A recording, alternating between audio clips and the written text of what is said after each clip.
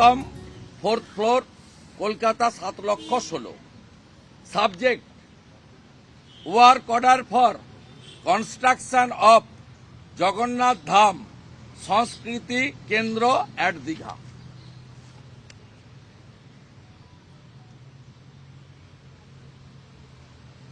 হলো বিশ্ব হিন্দু পরিষদ, রাষ্ট্রীয় স্বয়ংসেবক সংঘ, বজরং দল, এরা দাঙ্গাবাজ।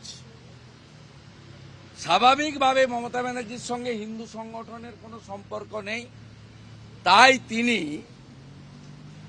সরকারি টাকায় একটা ভাস্কর্য তৈরি করলেন, সিদ্ধান্ত নিলেন। একজনই তো গভর্নমেন্ট। এই ওয়ার্ক অর্ডারটা ইস্যু করেছে Hitco to Subir engineering works private limited, 46D Rafi Ahmed Kidwai road, Satyam, 4th floor, Kolkata 7,16,000।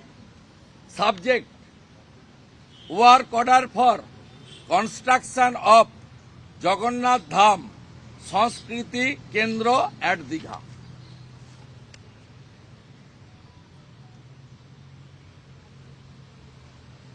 হলো কাগজপত্রে কোথাও টেম্পল লেখা নেই। এবারে সংবিধান আমাদের সবচেয়ে বড়, তার নিচে সবাই আমরা।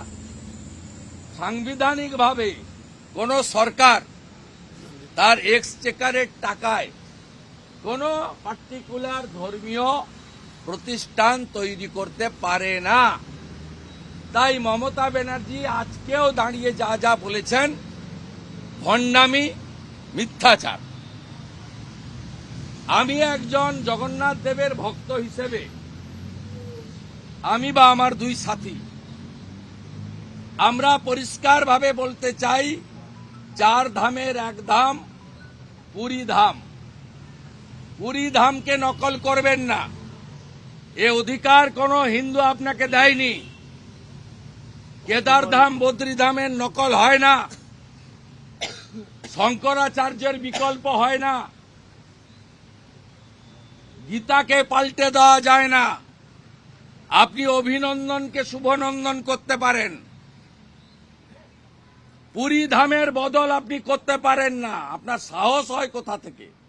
ধ্বজ তুলব, ভোগশালা তৈরি করব, কোত্থেকে সাহস হয় আমি জানতে চাই। আমার লজ্জা লেগেছে মাননীয় রাধারমন দাসজিকে দেখে। শ্রীলা প্রভুপাদ ইস্কন তৈরি করেছেন শ্রী চৈতন্যদেবের ভাবধারায়। শ্রী চৈতন্যদেব পুরী ধামে 3 বারের বেশি গেছেন। তমলুকের মহাপ্রভুর মন্দিরে 10 দিন 15 দিন করে প্রবাস করেছেন। প্রত্যেক বছর আমি মহাপ্রভুর মন্দিরে শ্রী চৈতন্যদেবের শুভাগমন হিসাবে শোভাযাত্রা করি আমরা হিন্দুরা। ওখানে শ্রী চৈতন্যদেবের পুরী ধাম নিয়ে যে কথা আছে, যা শ্রীলা প্রভুপদ গোটা পৃথিবীতে ছড়িয়ে দিয়েছেন রথযাত্রার মধ্য দিয়ে, আপনি পাশে দাঁড়িয়ে আপত্তি করলেন না মাননীয় রাধারমনজি? আপনার আপত্তি করা উচিত, কারণ আপনি ইসকন কলকাতার একজন কার্যকর্তা। বাংলাদেশ নিয়ে ডেইলি টিভিতে আপনার বচন শোনা যায়।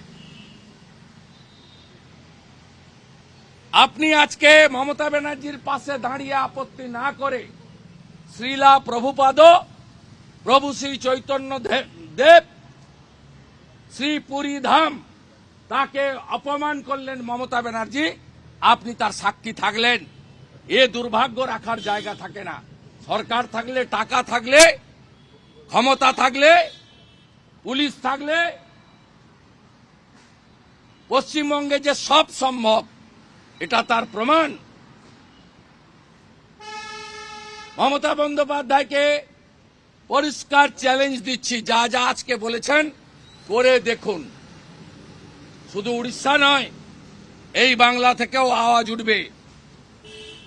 পুরী ধামের নকল মানব না আমরা।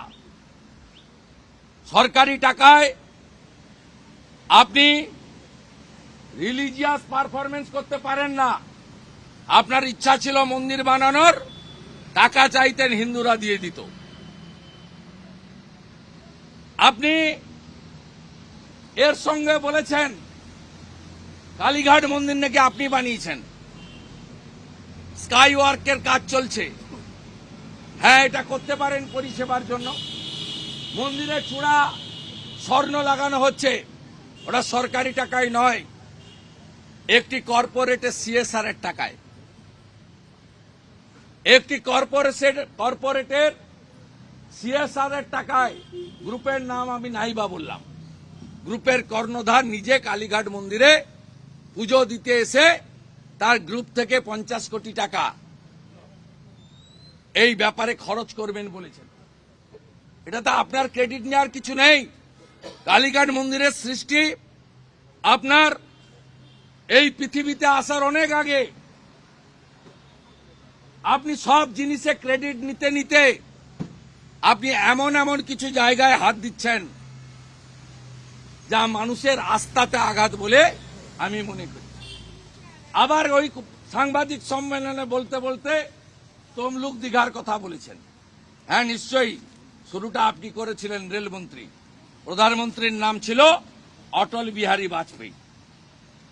আপনি এনডিএ সরকারের সঙ্গে ছিলেন বলে, বাজপেয়ীজির মতো প্রধানমন্ত্রী ছিল বলে দীঘা তমলুক রেলপথ সম্পন্ন হয়েছে।